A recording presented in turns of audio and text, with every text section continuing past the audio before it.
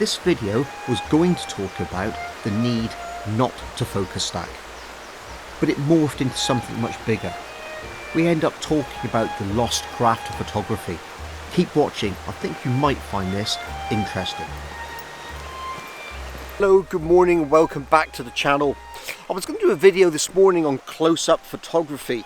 It would have been keeping quite well really with a few of the other videos I've done over the last couple of weeks. Then I changed my mind and I decided that I really wanted to do a video on focus stacking because I've done quite a bit of that as well. But I wanted to do it with a little bit of a twist because something entered my mind as I was thinking about the subject of focus stacking. I was trying to decide if doing focus stacking really kills off a little bit of our creativity. Now that might be a bit of a strange thing to say because you can actually get quite creative with focus stacking, and I've talked about doing that on my channel in other videos in the past. But today we're going to look at it from a new viewpoint. So let's go and find our first subject and then maybe I can explain a little bit more for you.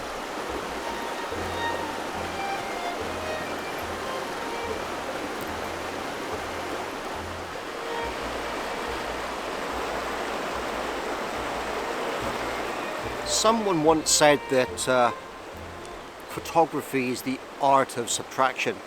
Now I'm not quite sure who said it, but they knew what they were talking about.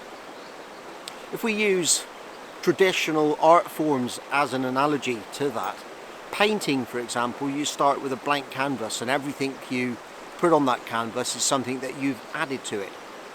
Sculpture for example is the opposite. It's a bit like photography. You start with the whole and you chip away with what you have until you are left with what is only essential and what you want to leave in the image. I guess that's why simple photographs are often more successful than complex ones. So when we think about focus stacking, and I've never thought about it in this way before, it's a little bit strange because focus stacking is the opposite. It's about adding things back into the image. It's about looking at the subjects around us and deciding what we want to be sharp rather than taking away what we don't want to see. And that's where I kind of started thinking that maybe we're missing a trick. Maybe by getting everything sharp as we can, we're actually overcomplicating our photography and overcomplicating our images. Well, I found my first subject, so I'm going to set that up now and we'll do a little bit of photography and talk some more. Let's set this photograph up and see where we go from there. Well, this is a bit embarrassing. Turns out that my first photograph probably isn't such a good example of what I'm trying to explain, but I think you'll get the idea anyway. I'll set the camera up looking at this small waterfall, cascade, whatever you want to call it. Never know what to call these small waterfalls in the UK. They're not really grand enough to be waterfalls, and they're not, yeah, I don't know. Anyway, I'm rambling.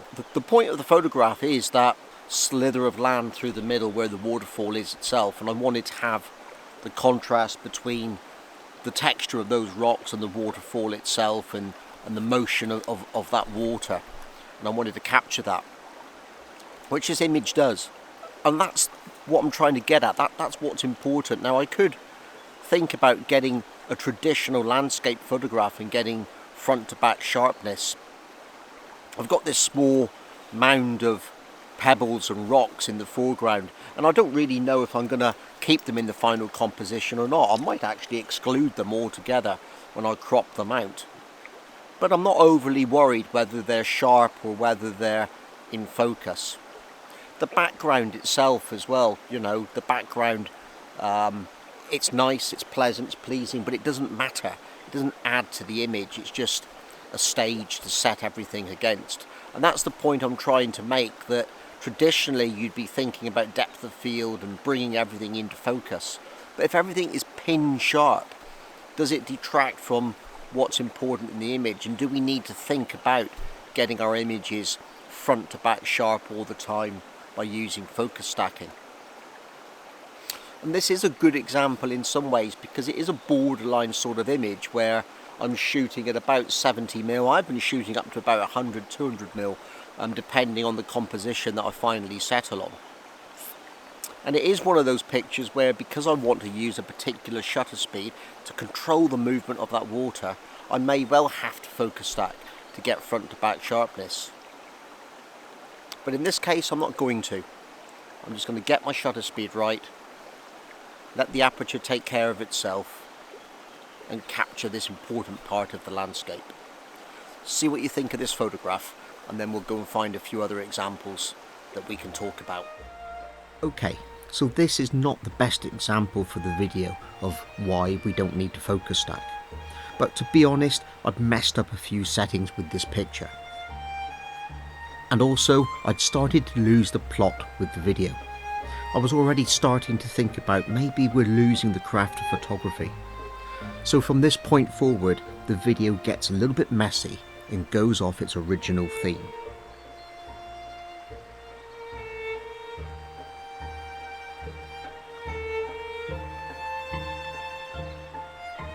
But I liked the photograph and the location, so I took a second picture. It's a shame it's a bit misbalanced, with warm tones to the left and cold tones to the right.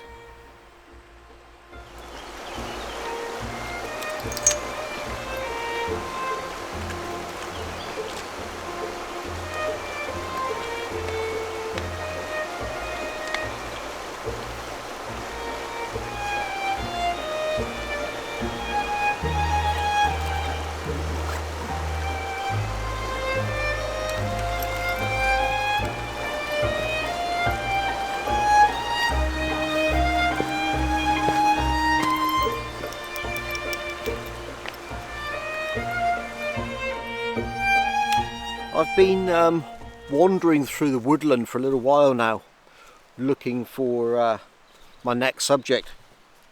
I think I found it, and it sort of became apparent to me really that as I was walking through the woodland, and this idea of not having front to back sharpness, of letting the aperture take care of itself and just using what we've got and using the craft of photography and good field skills rather than relying on things like focus stacking, is best placed really in woodland photography, because let's face it, I've only got to sort of like spin around as I'm talking to you, and you can see in the background that we've got this massive tangle of trees and woodland, and often that's difficult to make sense of, isn't it? It's quite often hard to find those clean compositions that we want to show everybody. So I'm going to have a go now at taking a photograph of this tree. I'll show you some viewfinder video as well as I'm taking it, so you get the idea of what I'm trying to do.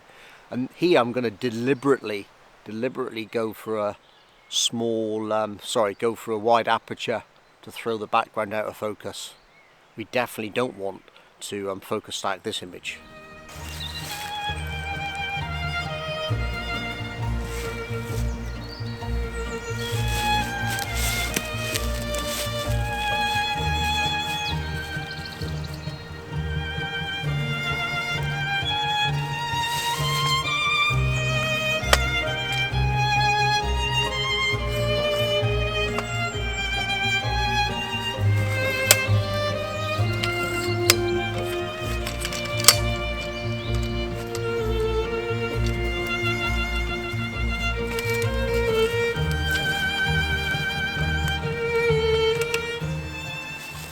Well, I set my photograph up, kind of decided on using a 5:4 orientation for the camera and crop.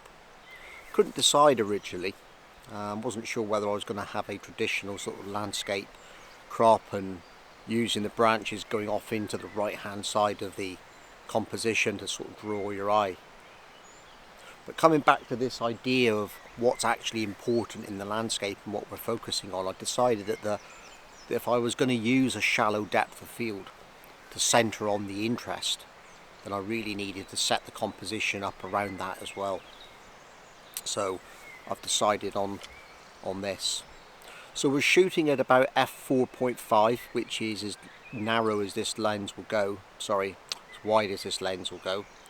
If I had a choice, I'd be going, you know, f2.8 or something to actually get that background really out of focus in this case. But this is what we've got, so this is what we're going to deal with. And that's kind of the point of this video today, really, isn't it? It's about working with what you actually have in the landscape. It's about working with the equipment that you have, the systems that you have in the field with you at that moment in time, and not using focus stacking, for example, to solve problems. I think sometimes that's what we do. We forget the real point of the images that we're making and what we're trying to achieve with our photography.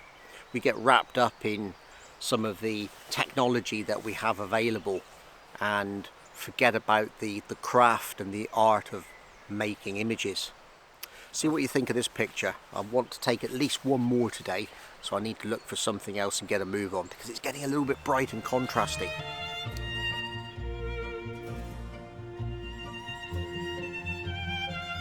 Despite the shallow depth of field, I wanted the tree to stand out a little more. So a little tweak to the texture and the orange saturation in Lightroom helped.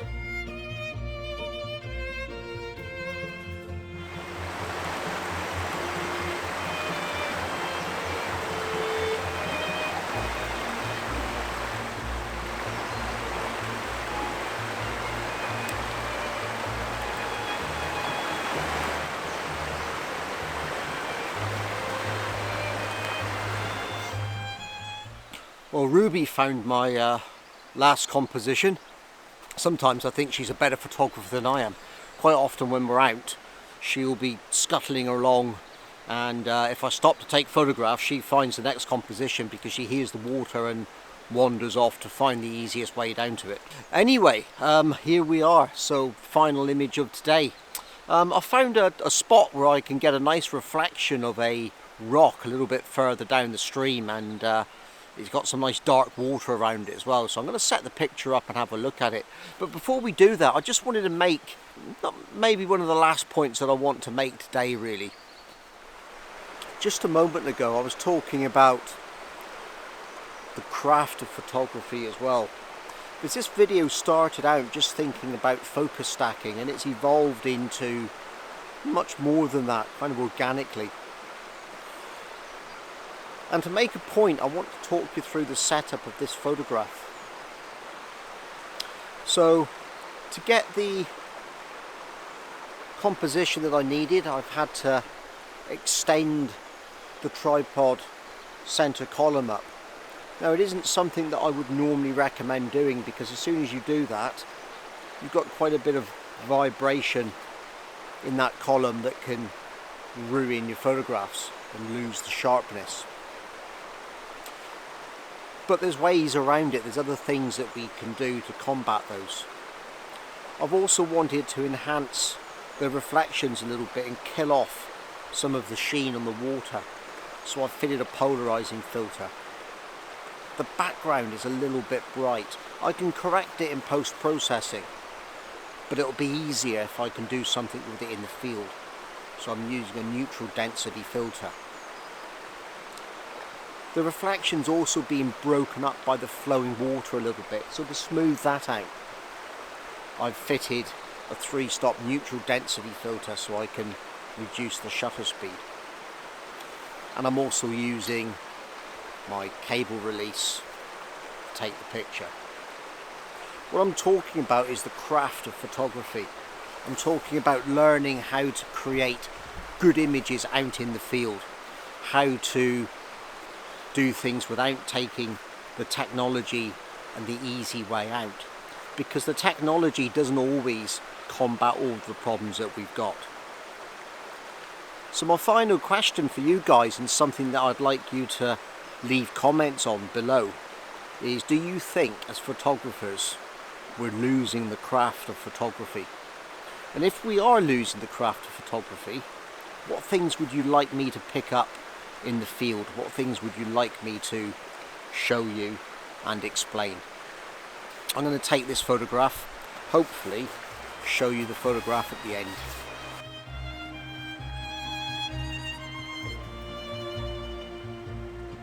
This is my favourite photograph from today's shoot.